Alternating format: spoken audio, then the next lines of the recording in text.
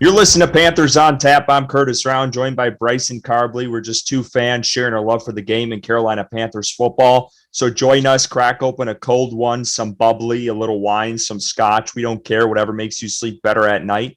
Before we dive into the episode, a little self-promotion. Stop what you're doing. Go give us a follow on Twitter at Panthers on Tap. Join the discussion on our Facebook group. We have over 2,500 members. You can listen to us wherever you get your podcast. Just search Panthers on Tap.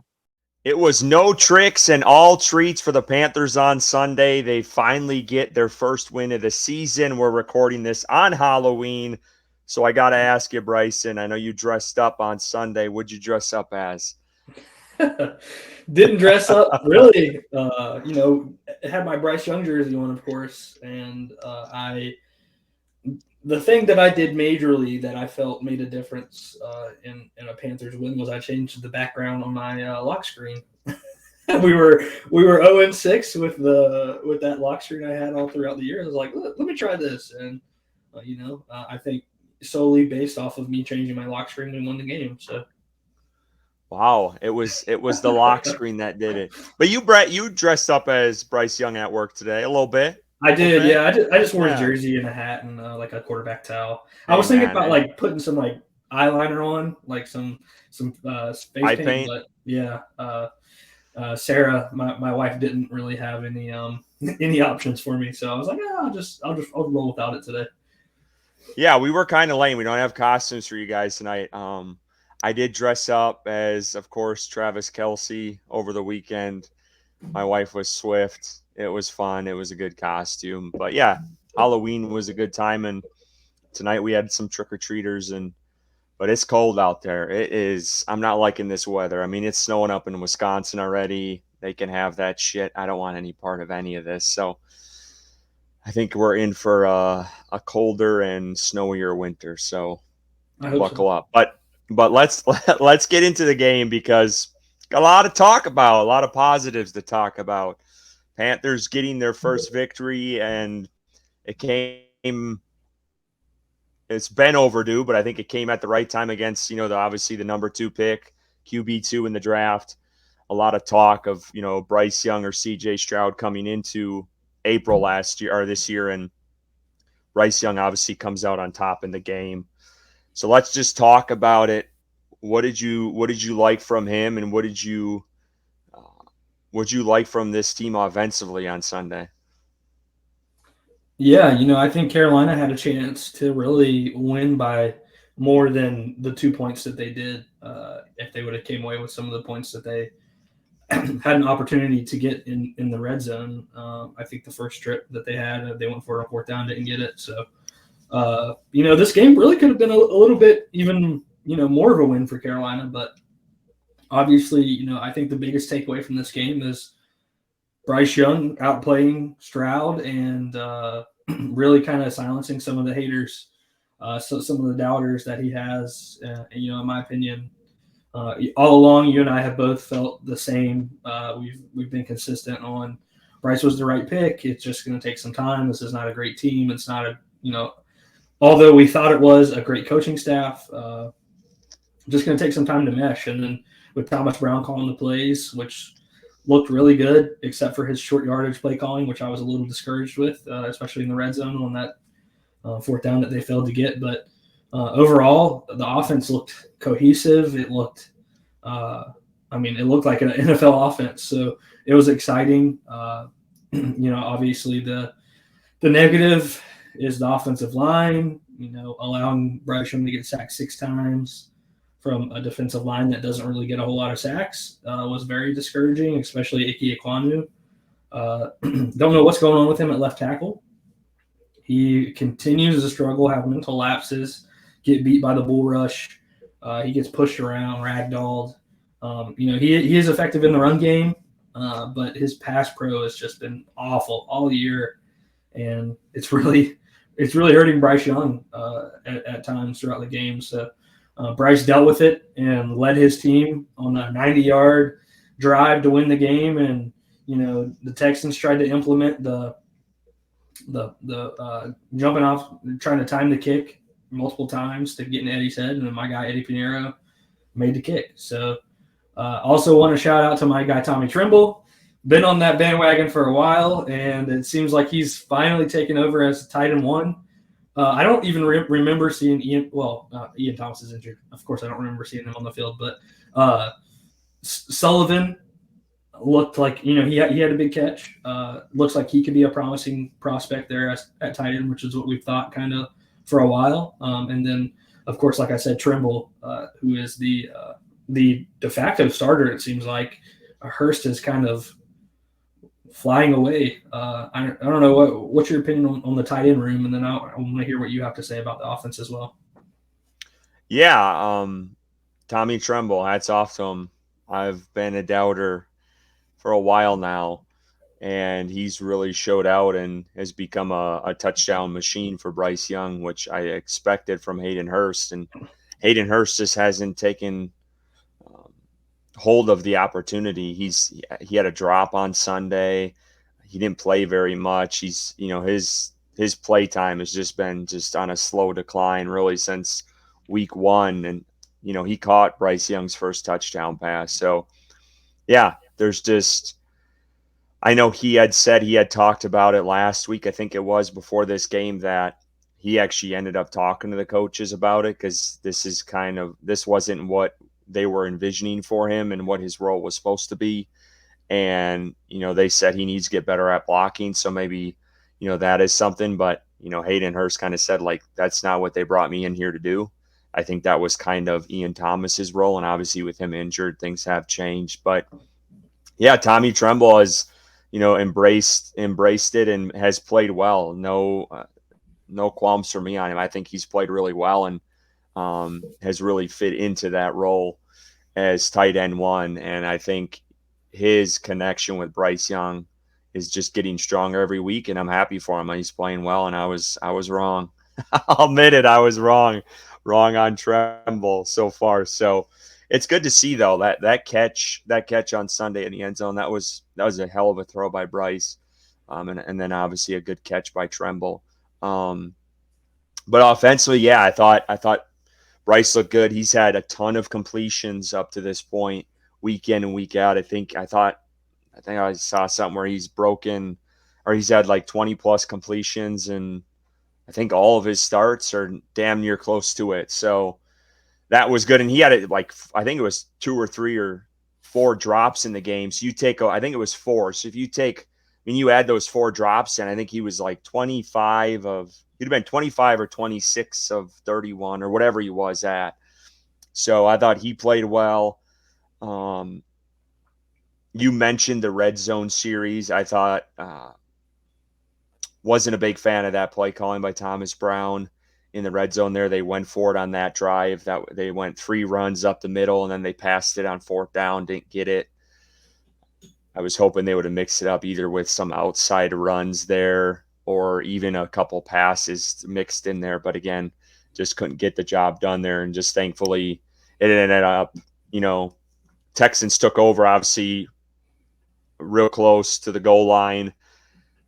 Panthers get a short field, and they end up scoring a touchdown later. So it ended up working out in the end. But that worried me when that happened. I was like, this could be the turning point in the game for Carolina, not getting that, because I felt like I wouldn't have been mad if they would have taken the points here, to be honest. And I know you like going for it. I was bitching after. I'm like, I would have rather just kicked the field goal. You needed to get points right there in that drive, I felt like, and coming away with nothing was just a killer. But anyway, Carolina overcame it. But I feel like in past games, those are the moments that we're talking about, on the podcast, if this was kind of the turning point, whether it's a turnover or what.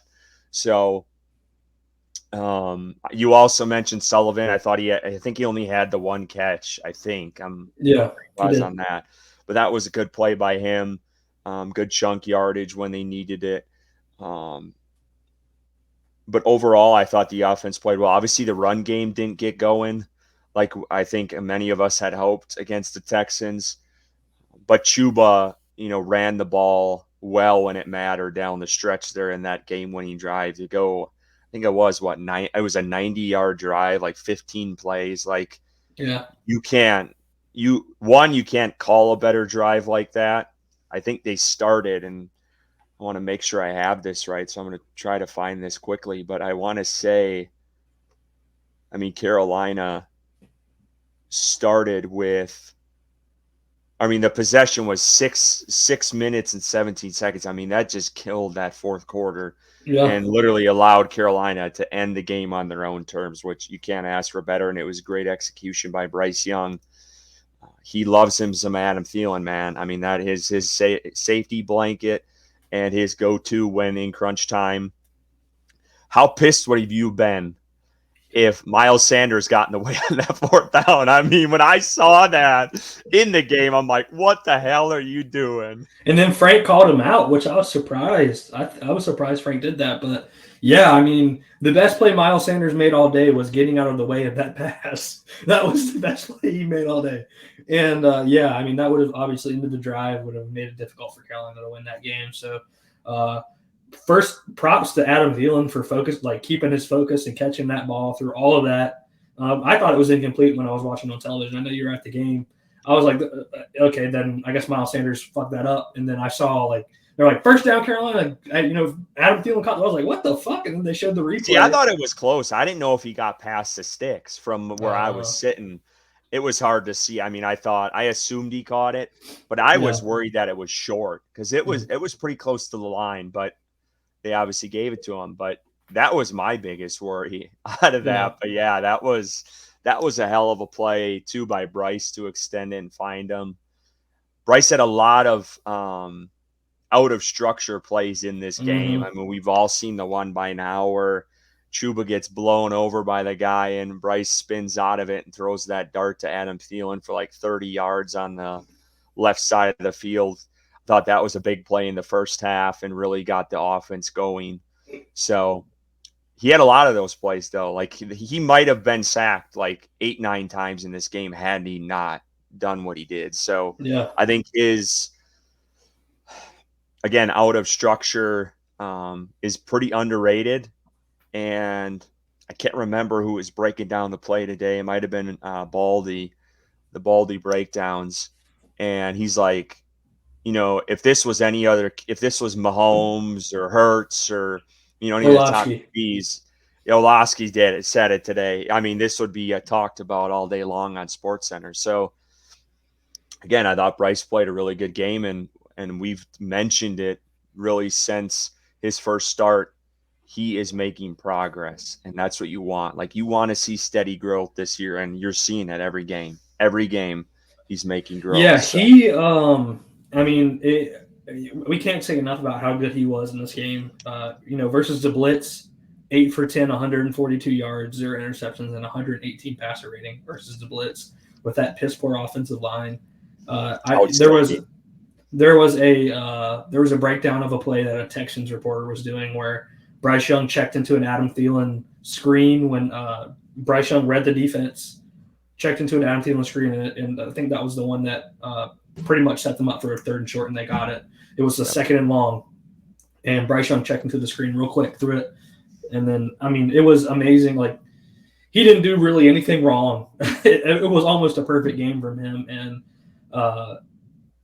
I'm just so excited because every week he continues to show the growth that he was the right choice, the clear choice at number 1. He has a lack of talent around him, and he is continuing to grow despite that every single week. And it's just so exciting. It doesn't even matter if we lose every other game this season because, I think just the fact that to know that, we're going to go into the offseason with a franchise quarterback that has the ability to win you a game. I can't remember when the last time a quarterback in Carolina had a 90-yard drive to win the game and a walk-off field goal. Like the quarterback set that up. Like, obviously, we're going to get into it later. I would have loved for them to add some stuff at the trade deadline today, but I'm just so excited for the season. It just feels so good, man.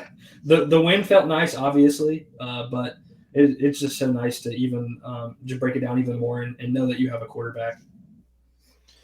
Yeah, let's talk about Thomas Brown a little bit more because that was the big question mark going into this week. What was he going to do differently with the offense? And I thought we just touched on it. Obviously, the last drive, it was good sequencing. I thought we were going to see a lot. I thought a lot more motion. They called a lot of motion. They did, but I thought it was going to be more. I don't know if I was thinking more creative. It was just almost like, yeah, bringing the guy across, hike it. Like, I thought there we're going to see some, guy come in the backfield, kind of whip out. And maybe we'll see that once LaVisca's back because he's more of that gadget type player in that role. But I thought we'd see a little bit more of that. But yeah, they did. I mean, they did. Typically, they would run a guy across, and I'm sure that was for, kind of see what the defense was lining up, whether it was man or zone. And, but I thought there would be a little bit more creativity. We did see the one play, and it didn't pan out. And I know a lot of people were bitching at the game, but I don't think anyone was open. Was the flea flicker? You've been calling for that damn play. They finally went for it this last game, and I don't think no one was open. I don't know if Bryce. I think Bryce just dirted the ball. I think, if I remember that right, because I just don't think anything was there, which I'm fine with. Don't force something if it's not. So.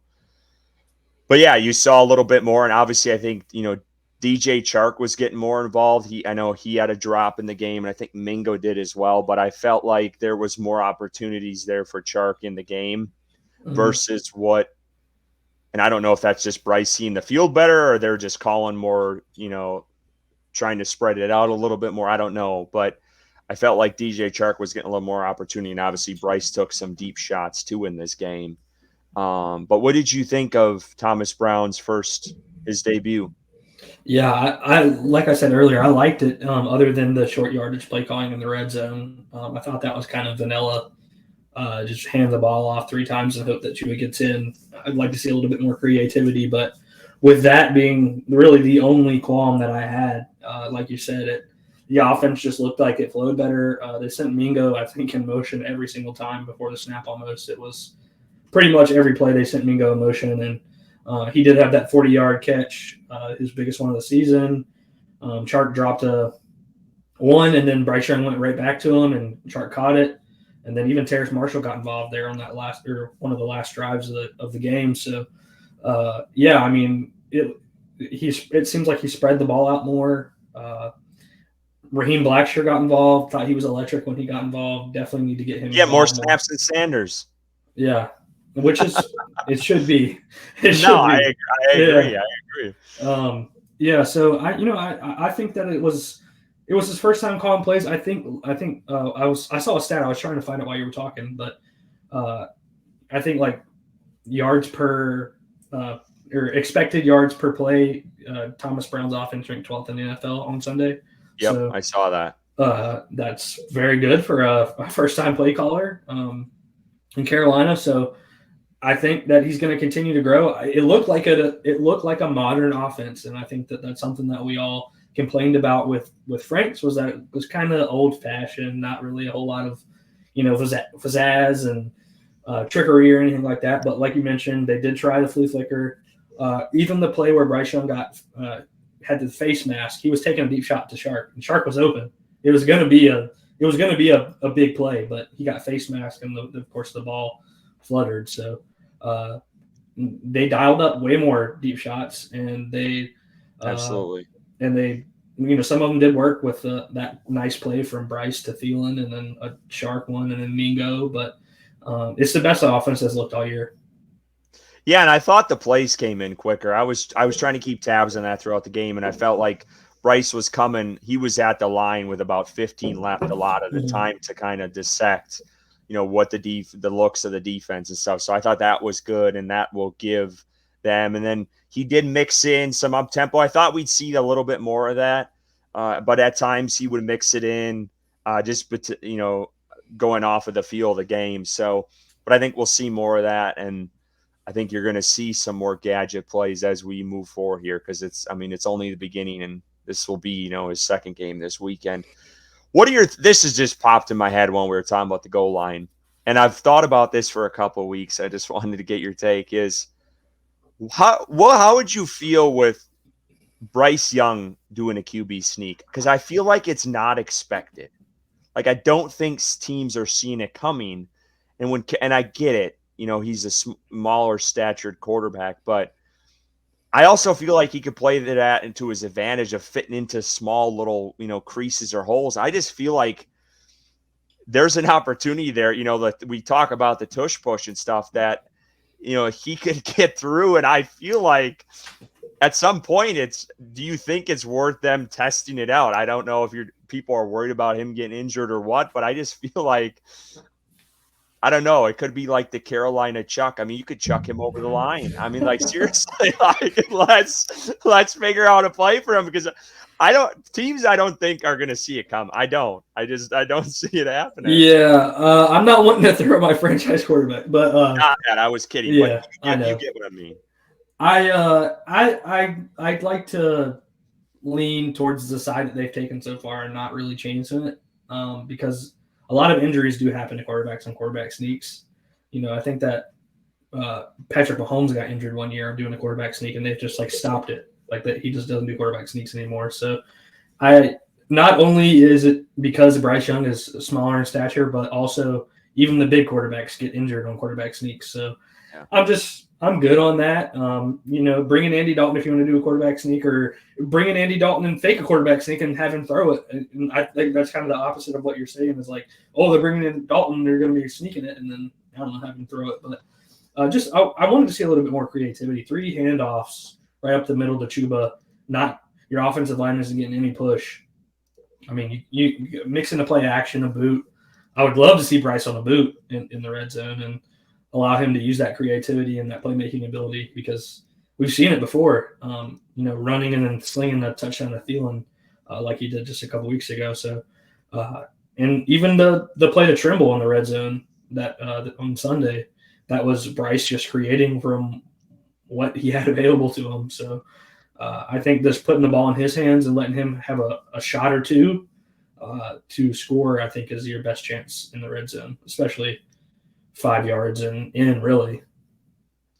Let's talk about the offensive line. We touched on a little bit, but I wanted to bring up these grades from this week, because it's ugly for Ickey. It really is. He's struggled. I know this week we talked about, I mean, really at the start of the year, everyone was like, well, it's preseason. I think he's just, getting used to this offense. But we're 7 games into this season, and up to this point, Ickey has struggled mightily in obviously the pass game. He's, in college, he was a good run blocker, and obviously he's a little bit better at that, but just has struggled. He just, in this offense, has just not, found his footing at all, and has really taken a step back from last year and whatever you want to call it, sophomore slump or what. But yeah, I don't know what the fix is. I don't know if benching's the right answer, but he needs to figure it out, because, I mean, there are so many times he gave up 2 sacks this weekend, and, these plays, Bryce is just getting clobbered on, and you don't want to see that when we're 7 games into Bryce's career and he's getting, these just direct shots. Just it's ugly. It really is. So yeah. I'm just asking you, how concerned are you with Ekwonu? I mean, look, it's obviously very, very concerning with the lack of production that you're getting from that left tackle position, or lack of stability, really. And I don't know if it's the changing in left guard beside of him that has, affected him this way. If he's used to playing with Brady and trusting Brady and not having to worry about the left guard and helping the left guard as much.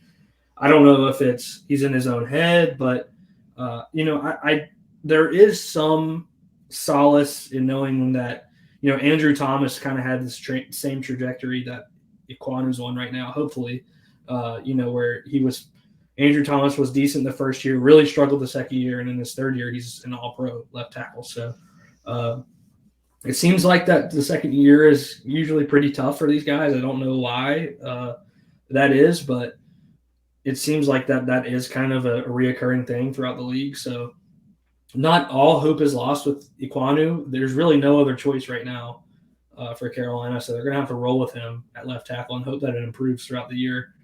But, when Christensen comes back, and if he's continuing to struggle, Christensen was one of the highest graded left tackles in college football history by Pro Football Focus, which is which was all the talk coming into the draft and us drafting them. So maybe they try Christensen at left tackle. I don't know, but that would obviously be next year because Christensen's out for season.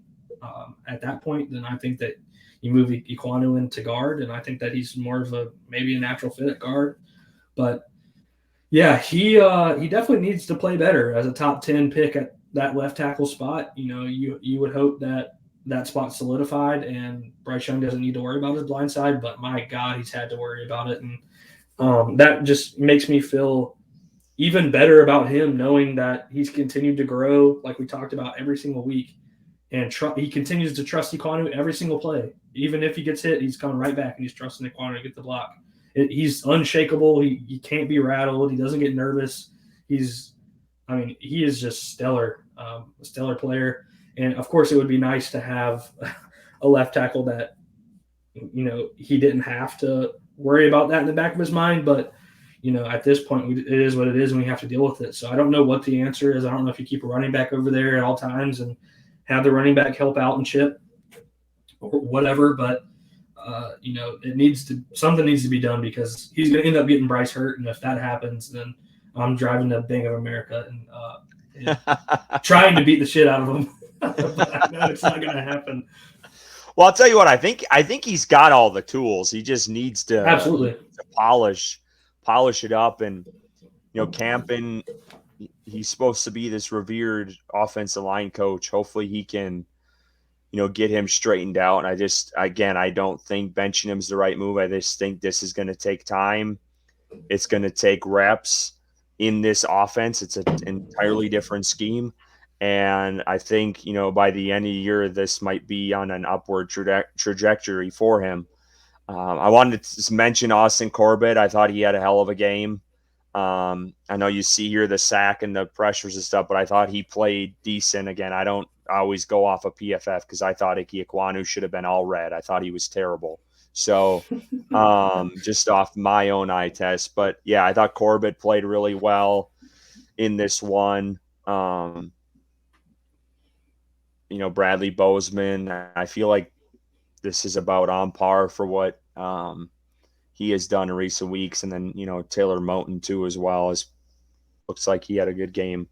But yeah, just Corbett coming back, 290 some days, I think it was, since he was out and sidelined with his injury last year. So for him to come back, I feel like this was the right time for it. And he's ready to roll. And he looks like, he's ready to start right where he left off last season. And he's going to be a real anchor for this team. So that's good. They're starting to slowly get guys back. But let's talk about the defense. We've talked enough about this offense so far.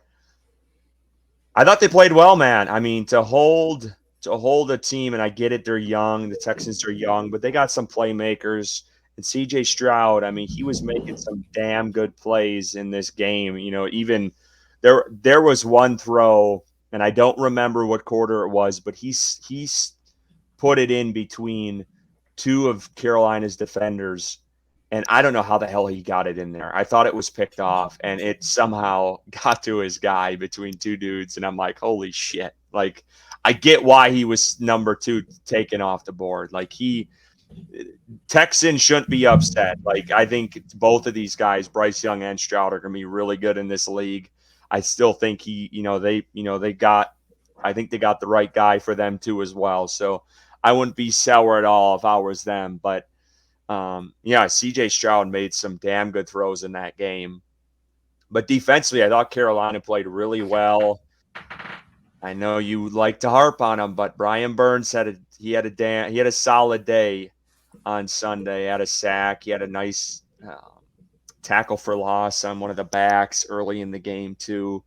He did miss a couple tackles over pursuing. He's got to clean that up because there was a couple plays where, he has those guys in the backfield, and whether they shake them or spin or whatever the hell they do to get out of it. And one of them ended up on a third down that just annoyed the shit out of me. And I think it was the third or fourth quarter on a big play that Brian had him in the backfield and the guy ripped it off for about 20 yards. And I'm like, damn it, dude.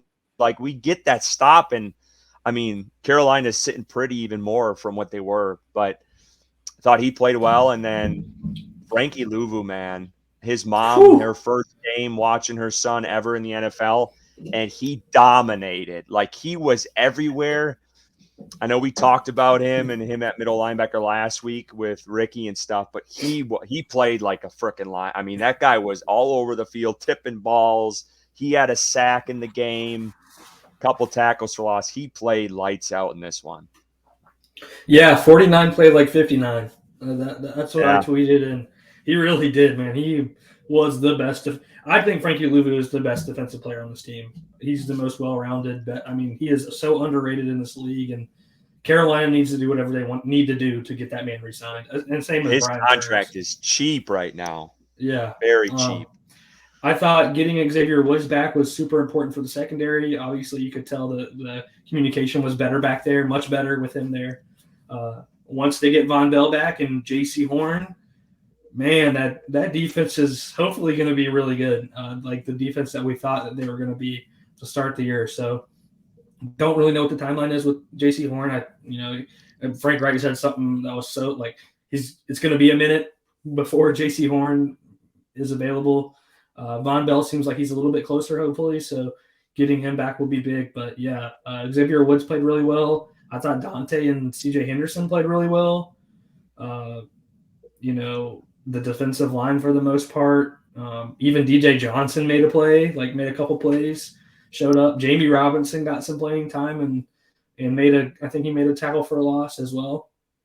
The team really stepped up as a whole, and that's kind of what I felt like that they were going to do for Bryce, because they knew how much this meant to him, even though he probably didn't say it or come out and, I really want to win this game. I want to show everybody I was the right pick or anything like that.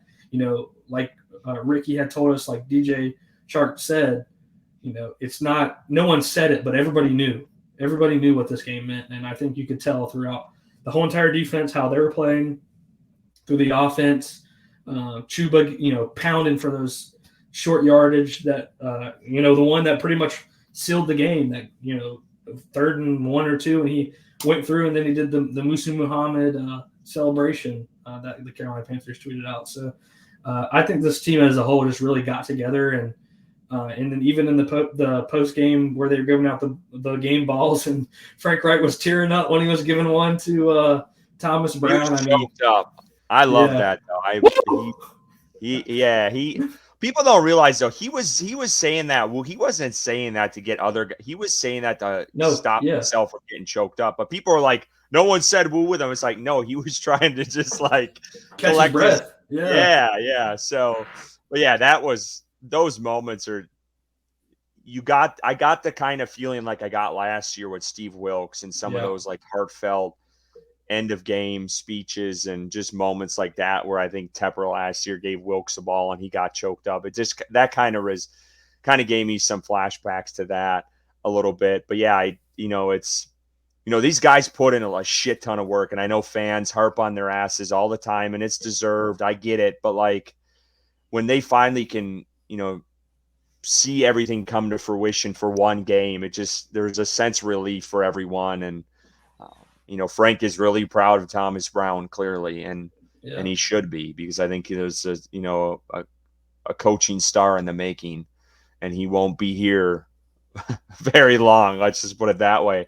You can say a lot of things about Frank Reich, but you cannot say that he's not a genuine person and that he doesn't care about his fellow coaches and players, because every single player that you ever see talk about Frank Reich, even Paris Campbell was talking about. I saw that you tweeted it out. Like Frank Reich wants to see you succeed. He's not going to embarrass you. He's not going to call you out. He's going to talk to you one-on-one. He's going to treat you like a human being, talk to you like a man. Like he is a genuine person that cares about human connection. And I think that's just one example when he was giving Thomas Brown the game ball of how much he cares. And, I do think that, like I talked about last week, him giving up the play calling, it takes a lot of humility, and it takes a lot of looking yourself in the mirror and saying, maybe this is just not, this is my baby, quote unquote, but I'm just not doing the best that I think that this team can do at this time. So it's time to pass the reign. And he did, and they won. So I'm sure he's just so proud of Thomas Brown and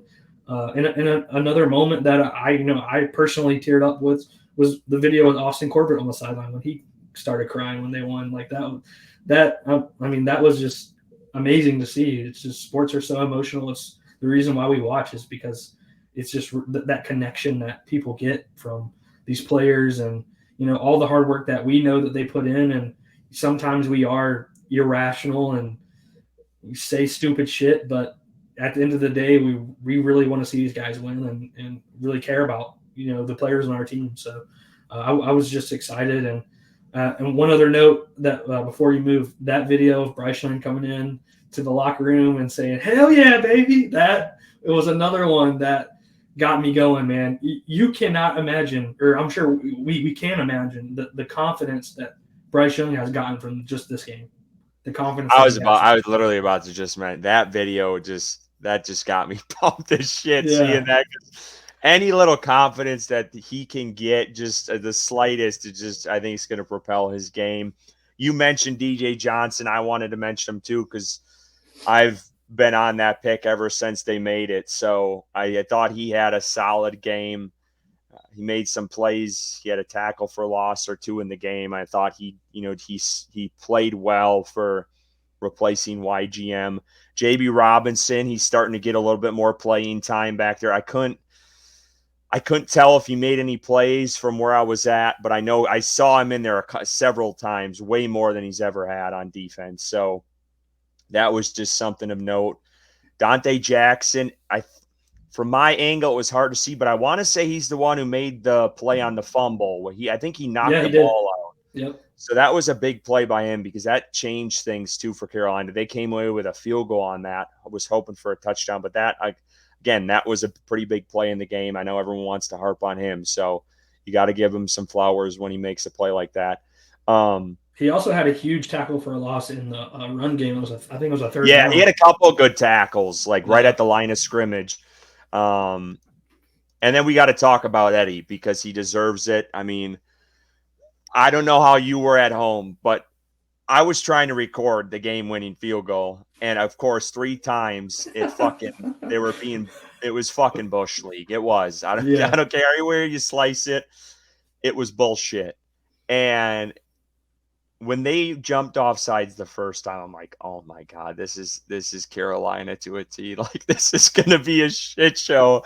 And then he made it on the second one. I'm like, oh, they're just gonna let the penalty go, and it's gonna be good. And then they call out and they say no, it's a dead spot foul. And I'm like, this is bullshit. People were so pissed, and I was like, can we get one normal Panthers win? It always has it has to come down to the wire, and it's the most difficult thing in the world. But they squeaked it out, and hats off to Eddie because they clearly were trying to get in his head, and we said it before on the show, steady Eddie coming through. I know it was a short kick, but nothing is ever a guarantee with kickers, and he made it work. So I gave him credit because he had a missed extra point in that game. That changed things too late in the game when it could have been tied at that point. So hats off to him to come back and make it when it mattered. Yeah, like you said, to know in your mind that you've already missed a PAT, and that the reason that you have to make this kick to win the game is because you missed that PAT, and then to have somebody jump off sides 2 times in a row and talk shit to you both times, and that there's a lot of things going on there. It was a short kick, but for him to drill it and then get on Hecker's back and go to midfield, and then in the post game interview tell Houston to have a safe flight home. That was the Eddie Pinheiro that I love. Of course you want him to make his PATs, but I'll take the made field goal at the end of the game if it means I'm missing a PAT at the beginning. I'll take the one at the end to win. So, good job by him. I'm still confident in him. I know some fans aren't, but I think you are as well. For the most part, I'm confident in Eddie Pinheiro moving forward. Yeah, I'm sticking behind him. I think he's made some clutch kicks. He's missed some. That extra point, I'm like, oh God, here we go. But he made up for it. I wanted to talk about a couple of things that I saw, because I was at the game, that I just wanted to mention and just get your take on. And there was a few things. First off, fans at the game. This was one of the first home games I've been to where I actually felt like it was a home game. The stadium wasn't, a total, packed every seat in the house. There was some, several empty seats, but for a team to be 0-6, I thought for sure. Well, I didn't think for sure because I didn't think Houston Texans fans travel well. I don't even know. I don't know a Houston Texans fan. I don't. I was asking my wife that. I'm like, do you know one? Because I don't. That's not a knock. I just never have met one. Yeah. But yeah, it wasn't a away team home game like it typically is at Bank of America Stadium, which was a sigh of relief. It was great. Like when there was other fans cheering, everyone was just booing them and you could barely hear them. So it was awesome. Two other things that were, I don't know how you want to put it, if, embarrassing for the Teppers or what, but they did the Hall of Honor speeches at halftime and they went around and they, announced David Tepper, Nicole Tepper, and they showed like them on the big board. And the minute they came up, everyone booed. Everyone in the stadium booed. And it was, I don't know how to put it, but they wanted to crawl in a hole. And they were, I think they were shocked. Like Nicole Tepper, looked like, what? Okay. Like, what the hell? It was like the Roger Goodell boo. And then Roger Goodell was there as well. They showed him and everyone booed too. But do you think it's fair that fans booed them? That's what I wanted to ask you. Yeah. First, I do want to say to your first point, I mentioned to my wife, I was watching on TV.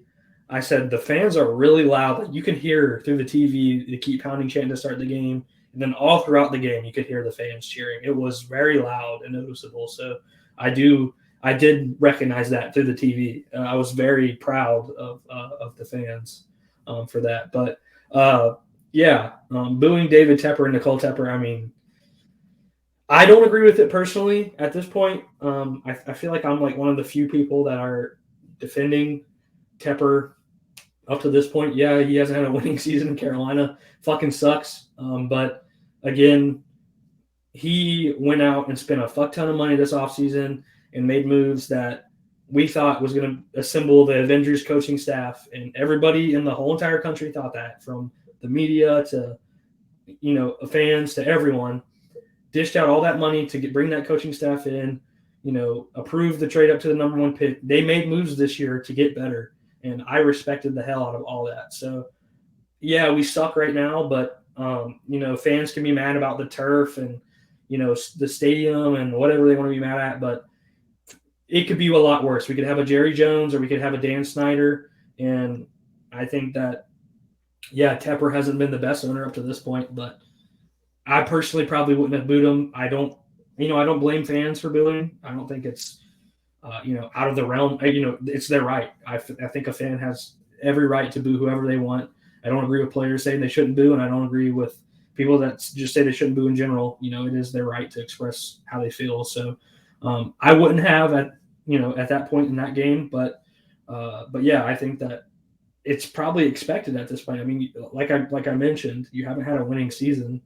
And since you got to town, the one thing that happened, which it was never really clear with the Cam Newton situation the first go around, if it was Tepper, if it was Matt Rule or whatever, but they brought him back, and I feel like Tepper would played a big part in bringing Cam back. He was over at Tepper's house before he signed, and I think Tepper's done a good job with the Ring of Honor and kind of getting players from the past that maybe didn't end so well, like Steve Smith, back and involved with this team. So he's done some good things, but of course he's not done great fielding or helping field a winning team. But I do think that's on the way. So, like I said, it was probably warranted how most fans feel, but I wouldn't have done it. Yeah, I'm not going to tell anyone how they should fan how you want. I didn't do it. I'll tell you that. I didn't boo. So that's what it is. What it is. One last thing. I haven't seen this on Twitter. I thought it was hilarious, just the way things have been this season. It was after the Panthers had won. Sweet Caroline was playing, and someone held up a sign, and it was a picture of Bryce, massive, and it said "Hope," and they were showing it on the big board. And then someone put a sign in front of it and it was a big picture of Scott Fitterer, and it said "Nope." And it was the funniest shit. I didn't pull up my camera fast enough, but it stayed on there for a little bit. I don't know if he saw it, but it was funnier than hell. And I know how fans have been, and I feel like this is a great transition into what we're about to talk about. But I just thought it was funny. I almost tweeted about it, but I'll leave it for here. I thought who's ever listening, there you go, because I didn't see that anywhere else. But I just thought it was hilarious. That's hilarious. That is hilarious. Well, let's get into. Scott Fitterer has a pretty big hand in this, obviously, being the GM, but the trade deadline was today. The Panthers stay put, no moves made. Bryson, I know you were hoping for something to shake here. So you're a little disappointed? Very disappointed. This is the GM. I don't have the same animosity or same patience that I just expressed with David Tepper, because this is the GM that says he's in on every deal. This is the GM that trades 50,000 picks a year in the draft and outside the draft to, he thinks he's some wizard, or I don't know. With Matt Rule as the head coach, they traded and got CJ Henderson and Stephon Gilmore and all these trades in season. And then you have Bryce Young, who obviously has a lack of talent around him, whose left tackle has played like dog shit, whose running backs haven't been great outside of Chuba Hubbard, whose tight ends haven't been great, really. Not one tight end has been great, not even Trimble. He's been decent and improving, but he has no real weapons outside of Adam Thielen and Mingo, who's still learning to play in the NFL. Either way, I think Scott Fitterer, if you're going to add at the deadline, add at the deadline. If you're going to sell at the deadline, sell at the deadline to get those picks that you so love to move up and trade and do whatever with. Do one or the other. Don't just sit still. I mean, we have almost no picks in the draft next year. We don't have a first-round pick. Obviously, we have our second-round pick. But I really feel like, going out and getting Donovan Peoples-Jones got traded for a sixth-round pick. There were Chase Young, a third-round pick, Montez Sweat, a second. Like, you could have added an edge defender opposite of Brian Burns. Is a huge need for this team. You could have went and added a wide receiver, which is what's really needed. I'm not a fan of just hoping the wide receivers get better and Bryce continues to grow and him elevate these wide receivers that have shown that they've struggled to get open. Even this past Sunday, struggled to get open at times. So, yeah, I was upset.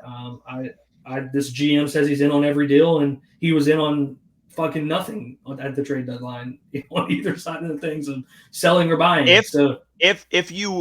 If you were in his shoes today, what would have been the one trade or the trades you would have made? The ones that happened? No, like what would you have done if you were Scott today? Like, who would you have traded away, or who would you have tried to go and get? Well, I'm just curious. Yeah, I kind of think I know where you're at, but I'm just for the listeners. I don't know what caliber player you're getting in the third round, like Chase Young. So, he's had some injury issues, but I mean, getting him opposite of Brian Burns for a third round pick, like, come on, that's something that you should have been in on. And of course, the Panthers third round pick would have been higher than the Niners, so maybe they would have went with the Panthers if that was the situation. But I know he's on an expiring contract, and maybe they know they have to pay Brian Burns. They're not going to be able to pay Chase Young, but I kind of get that aspect of it. But absolutely, you should have went and got a wide receiver. I don't think rolling with the fucking guys we got right now. Terrace Marshall, who wants out. Fucking Mingo, who's still learning how to run routes and catch the ball. And Adam Thielen, who's 33, who's playing way above what anybody thought he could play like. How long is he going to be able to do that? Is he going to be able to do it for a whole season? Who knows? Chark, who's been kind of inconsistent throughout his time here in Carolina, and then fucking Hayden Hurst, who's a no-show. I just feel like to me, it just tells me that they know they're not going to win this year and that they just want to see Bryce Young grow, and that's really all they care about, just sitting still and doing nothing. And hopefully that's what happens, because God forbid Ekwonu keeps sucking ass and gets him hurt, or these wide receivers continue to struggle and Bryce Young just kind of plateaus. because he doesn't have a true number one receiver that can go and get open and is available to get the ball. So I don't know what the asking price was for Jerry Jeudy. I was a big fan of Judy's coming to Carolina. It sounds like it was a little high. Even Cortland Sutton, the other receiver, would have – both of those guys would easily be the wide receiver one as soon as they stepped in the building here in Carolina. And I feel like it would have helped Bryce, at least the offense, open the field up more and have that threat, outside of Adam Thielen in that wide receiver room. Yeah, I think I'm probably one of the lone soldiers just looking across Twitter. Everyone wanted a trade today. It's something. And I didn't think it was smart to go and try and get a guy. I get the gripe. You want to see Bryce development. You don't want him, to have this shitty season, but he's progressing already with the guys he's got. And I think it's starting to build more and more. The Thomas Brown addition as play calling is going to help. And I think that's going to maybe change some of our opinions of some of these other guys. I think you're going to see Chark more involved now and start to take off, and maybe TMJ even getting some more. We'll see as these weeks progress. But I just felt like with this team where they're at 0-6, it made no sense to go out and get a guy. It made no sense to go get Jerry Jeudy. He ain't going to scrap you together another victory or two. I didn't think it made sense. If they had 2, 3, 4 wins already, yeah, hell yeah. I would have said, send a third to Jeudy in a heartbeat. But the state of this team, an 0-6 team should not be a buyer whatsoever at all. The Bears were dumb enough to be a buyer today. Like I'm sorry, but when you're that bad, that team is just a turntable. They're going to have probably a new coach next year and a new quarterback. That team is a hot mess. And I get it. You want to go get out and get a playmaker, but they're going to have to go, make a contract now and figure it out with Montez Sweat. But those guys should have been sellers all day long.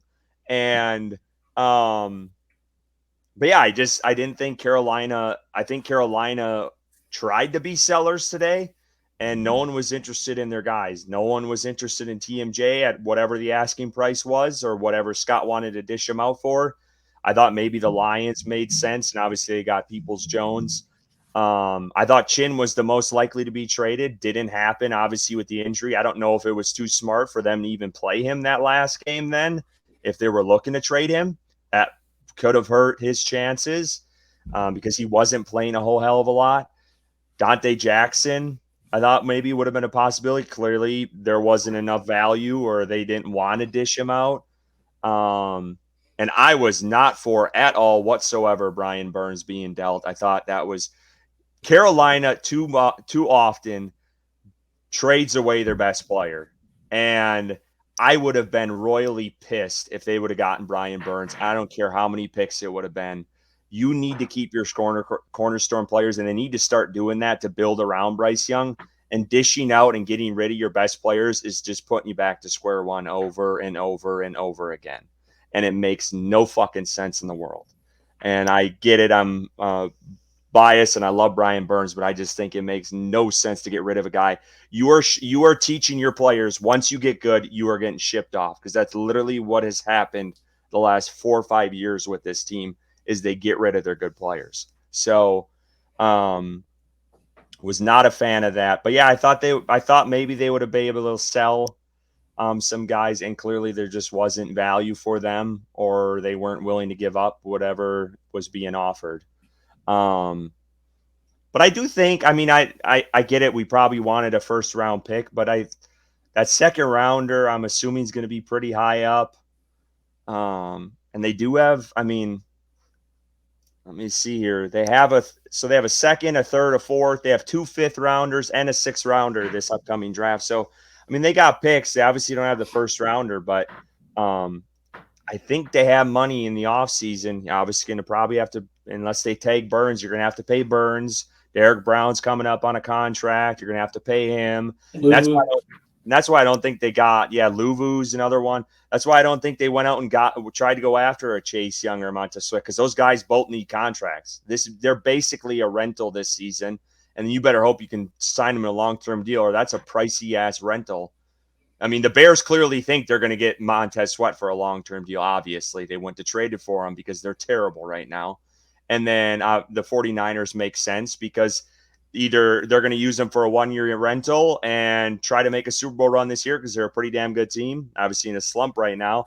But they could let him go after this year if they really wanted to. I mean, they have enough picks. I mean, Kyle Shanahan, the way they run things, I mean, it's they have plenty of picks. And the reason teams like that are good is because they know they traded a third-round pick. If Chase Young leaves in the offseason and he signs a contract with another team, you're going to get a third-round comp pick. So they're getting their pick back. It's literally a free rental. So that's why teams like the 49ers are continuing, which is something that Carolina could have done if they were smart enough, but they're not. That's why. But they're also in a way different situation. Like Carolina's, whether you want to say it or not, they're in a rebuilding phase right now. I don't know if you want to call it rebuild on the fly or whatever, full rebuild. They're rebuilding. They're 1-6 team right now, and they have winnable games coming up, but they are nowhere near where San Francisco. I mean, that team has been built mightily for years and is in a really good spot. That's fair, and I agree with that. But I also think that Carolina is in the weakest division in the NFL, and I think that Carolina is improving every week. I think Carolina's getting healthy, and I think Carolina's the second half of the schedule is most of the games are winnable. There's only a couple where you go into and you're like, Carolina really doesn't have a chance in this game. I think most of the games on the second half of the schedule are winnable, and what 9-8 can win this division. 8-9 can win this division, and I mean it is a lot when you're 1-6 to imagine a team being 8-9 or 9-8 to finish the year, but with Carolina improving every week, Bryce Young showing the flashes that he showed this past Sunday. And, I know I'm biased, but it's not out of the realm of possibility in my mind that Carolina turns things around this year and makes a run at the NFC South. So that's just where I was coming from. And I know you kind of don't have that optimistic outlook at to the point I have it at this point in the season. But me personally, I just thought Carolina has a chance, so fucking make some moves and let's see what happens. But obviously they didn't. So, and this isn't. I'm not saying this about you. There's fans out there that feel this way, and this is what frustrates me about it all is they piss and moan when Scott Fitter makes bonehead trades, and then they piss and moan when he doesn't make a trade. You got to pick a side. You're either going to want him to go all in and trade like crazy, or you don't want him to do anything. And there should be no happy medium. It's one or the other. And I feel like a lot of times people they flip flop, and it's like, well, okay, then you're gonna have to deal with the bad in some of these trades when he goes out and trades guys, because that's gonna happen. And then people piss and moan about it when he doesn't do anything. And it's like, well, what do you want? Like he's in a lose-lose situation when it comes to some of the fan base. I'm not saying that's you, but I just sometimes it's like you guys are running in circles here with it. It's you want them all in and in on every deal, or you don't. I just feel like this was the year to the Panthers to stay put or sell some of their players and not sell your best player in Brian Burns or your second best player or whatever the hell you want to rank them.